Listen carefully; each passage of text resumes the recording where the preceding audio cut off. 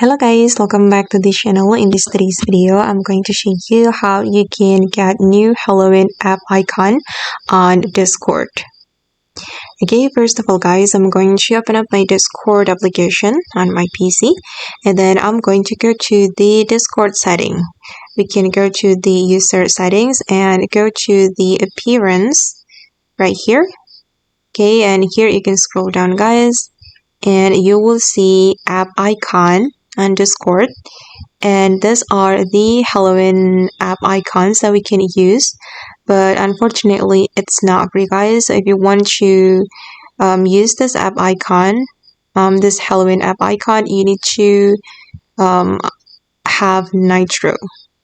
Okay, you can unlock it only with Nitro, and yeah, that's so cool, but it's not free. And okay guys, that's all the way to get the Halloween app icon on Discord.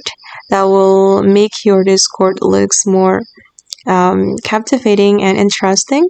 I hope this video will be useful for you. Thank you so much for watching, and if you found this tutorial useful, don't forget to hit the like button, leave your comments, and also subscribe to this channel. Bye!